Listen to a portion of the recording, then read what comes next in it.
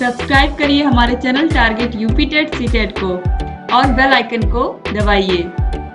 Hello friends, मैं रेनू स्वागत करती हूँ आप सभी भावी अध्यापक एवं अध्यापिकाओं का आपके अपने channel target UP TET CTET में। दोस्तों, आज की इस वीडियो में हम पढ़ने वाले हैं क्रियात्मक अनुसंधान के विषय में।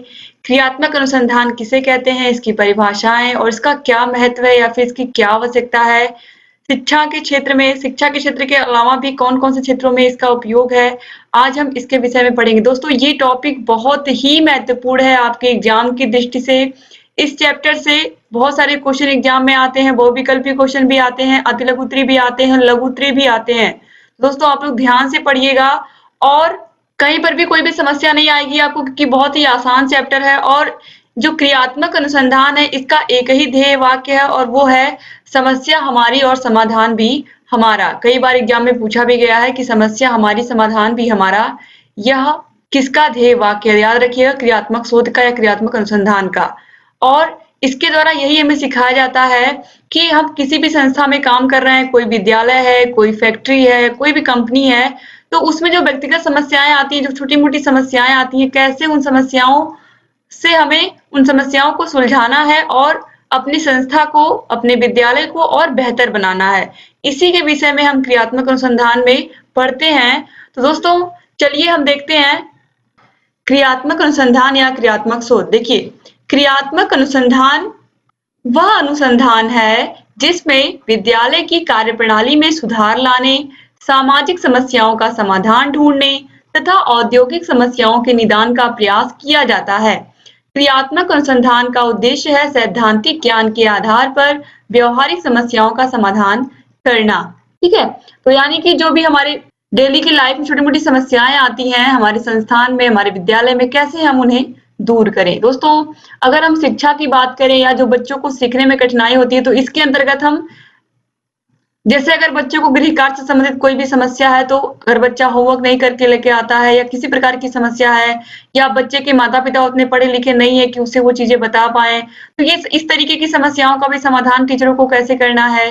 और इसके अलावा दोस्तों, अगर बच्चे सही से उच्चारण नहीं कर पा रहे हैं या फिर उनको उच्चारण करने में दिक्कत आ रही है, सही से स्पेलिंग का प्रोनाउंसिएशन नहीं कर पाते, तो इन सभी बातों पर भी हम क्रियात्मक शोध के द्वारा इसका समाधान कर सकते हैं। इसके अलावा शिक्षण में नवीन विधियों को न अपनाने से संबंधित समस्या, यानी कि अगर हम नई नई विधियों का, नई नई प्रविधियों का प्रयोग नहीं करेंगे, नए नए टीचिंग मेथड का प्रयोग नहीं करेंगे, तो अगर उसी पुराने ढर्रे पर चलेंगे तो बच्चे नया नहीं सीख पाएंगे। तो हम कौन कौन सी नई विधियों का, शिक्षण सूत्रों का प्रयोग करें स्कूल में कि बच्चे, उनका पढ़ाई में मन भी लगे और वह अच्छा स्कोर भी करें।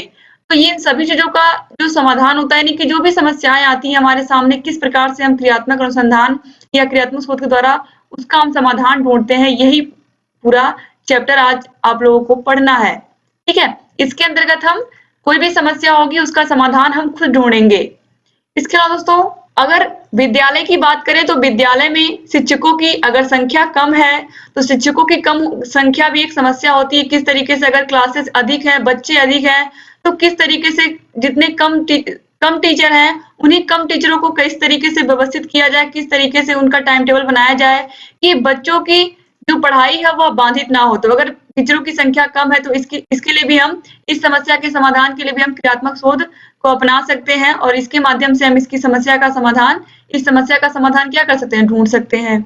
इसके अलावा दोस्तों, अगर सांस्कृतिक गतिविधियों की कोई समस्या है या सांस्कृतिक गतिविधियों के आयोजन की कोई समस्या है, या फिर ये कह लीजिए कि सांस्कृतिक कार्यक्रम जो स्कूल में होते हैं उसमें कोई समस्या है, या बहुत सारे बच्चे रुचि नहीं दिखा रहे हैं, किस प्रकार से बच्चों के अंदर रुचि जागृत की जाए, किस तरीके से बच्चों को मोटिवेट किया जाए सांस्कृतिक कार्यक्रमों में भाग लेने के लिए। इसके अलावा दोस्तों, अगर स्कूल में बच्चों को स्पोर्ट में इंटरेस्ट है, यानी कि बच्चे खेल में इंटरेस्ट रखते हैं और स्कूल में खेलने का सामान नहीं है या खेल के उपकरण नहीं है, तो किस तरीके से इस समस्या का समाधान किया जाए। तो ये सभी चीजें, छोटी छोटी चीजें जो स्कूल में समस्याएं आती हैं, आपको पता है कि अगर स्कूल में बात करें तो स्कूलों में मीटिंग होती है, हर हफ्ते में 1 बार 2 बार मीटिंग होती है, ताकि जो समस्याएं हैं उनको सुलझा लिया जाए।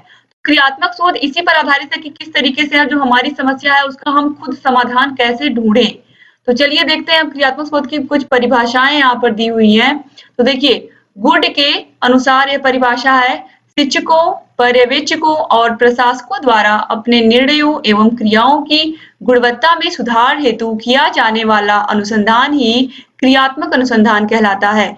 जब हमारे सामने कोई समस्या आती है, चाहे शिक्षक हो, पर्यवेक्षक हो या प्रशासक अधिकारी कोई भी हो, तो जब हम अपनी समस्याओं का समाधान करते हैं तो क्या होता है, उससे हमारी संस्था और आगे बढ़ती है, हमारा स्कूल और अच्छा करता है। जब हम छोटी-मोटी समस्याएं जो आती हैं, उनको हम सुलझाते हुए आगे बढ़ते हैं, तो हम अपने स्कूल को क्या करते हैं, और बेहतर बनाने का प्रयास करते हैं, अपनी संस्था को और अच्छा बनाने का प्रयास करते हैं। तो इससे क्या होता है, गुणवत्ता में सुधार होता है संस्था के या विद्यालय के। इसके बाद देखिए स्टीफन एम कोरे के अनुसार है, क्रियात्मक अनुसंधान वह अनुसंधान है जिसमें कोई व्यक्ति अपने उद्देश्यों को अधिक प्रभावी ढंग से प्राप्त करने में सक्षम होता है। एक शिक्षक अपने शिक्षण में सुधार के लिए क्रियात्मक अनुसंधान करता है। एक स्कूल प्रशासक अपने प्रशासकीय व्यवहार में सुधार करने के लिए क्रियात्मक अनुसंधान करता है। तो इस तरीके से स्टीफन एम कोरे और गुड दोनों की परिभाषाएं बहुत ही इंपॉर्टेंट है, आप लोग याद रखिएगा। अब यहाँ पर क्रियात्मक अनुसंधान का महत्व क्या है, इसकी आवश्यकता हमें क्यों पड़ी, तो चलिए देखते हैं। क्रियात्मक अनुसंधान का महत्व इस बात में है कि स्थानीय एवं तात्कालिक समस्या का तुरंत समाधान कर शैक्षिक वातावरण को बेहतर बनाने में सहायता देता है। क्रियात्मक अनुसंधान के द्वारा ही हम किसी भी समस्या का तुरंत समाधान ढूंढ सकते हैं, और इसके भी कई चरण होते हैं, उसको भी मैं आप लोगों को बताऊंगी किस तरीके से चरणबद्ध तरीके से हम समस्या का समाधान ढूंढते हैं। और समाधान जब मिल जाता है तो एक बेहतर वातावरण बनता है, शिक्षा का एक बेहतर वातावरण बनता है, और इससे सभी लोग अपने काम को अच्छे से करते हैं। इसके अलावा देखिए, इसके द्वारा लोग कम समय में अपनी समस्याओं का सरल और सही ढंग से समाधान खोज सकते हैं। ये जो क्रियात्मक अनुसंधान है, इसकी सहायता से हम अपनी समस्याओं का समाधान बहुत ही आसानी से और सरल भाषा में या सरल तरीके से ढूंढ लेते हैं। और समाधान जब हम ढूंढ लेते हैं तो आसानी से क्या होता है, कोई भी समस्या जब उसका समाधान हमें मिल जाता है तो इस तरीके से हमारी समस्या सुलझ गई, और हमारा जो विद्यालय है, जो संस्था है, वह भी धीरे धीरे गुणवत्ता में और आगे बढ़ जाता है। इसके बाद देखिए, शिक्षा के क्षेत्र में कार्य करने वाला प्रत्येक शिक्षक एवं अधिकारी अपनी समस्याओं का सरल और सही समाधान खोज सके। यानी कि क्रियात्मक अनुसंधान के द्वारा ही जो शिक्षा के क्षेत्र में, चाहे वह शिक्षक हो चाहे वह अधिकारी हो, वो सभी अपनी समस्याओं का सरल और सही ढंग से समाधान ढूंढ लेते हैं। तो आप समझ सकते हैं कि क्रियात्मक अनुसंधान कितना महत्वपूर्ण है। इसके बाद देखिए, शिक्षण विधियों में उचित परिवर्तन लाया जा सके, किसके द्वारा, क्रियात्मक अनुसंधान के द्वारा। जो शिक्षण की विधियां हैं, अलग अलग मेथड हैं, उनमें अलग अलग परिवर्तन लाया जा सकता है, क्योंकि इसमें अगर बच्चों को एक मेथड से समझ में नहीं आ रहा है तो टीचर दूसरे मेथड का प्रयोग करके उसे वो चीजें सिखाएंगे या वो सवाल बताएंगे। तो इस तरीके से जो टीचिंग मेथड है उनमें भी चेंजेस किए जा सकते हैं इसके द्वारा। इसके अलावा देखिए, कम समय में ही समस्याओं को शीघ्रता और सरलता से सुलझाया जा सकता है, किसके द्वारा, क्रियात्मक अनुसंधान के द्वारा। इसके अलावा शिक्षा से संबंधित दैनिक समस्याओं का हल खोजा जा सके।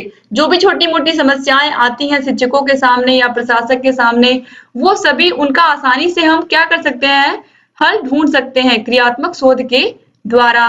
इसके अलावा शिक्षण में व्यवहारिकता लाई जा सके, यानी कि शिक्षण कार्य होता है स्कूलों में, व्यवहारिकता का मतलब है कि हम जो भी बच्चों को पढ़ा रहे हैं, बच्चे भी उसे अपने व्यवहार में शामिल करें या अपने दैनिक जीवन में उन सभी सिद्धांतों का, उन नियमों का पालन कर सकें।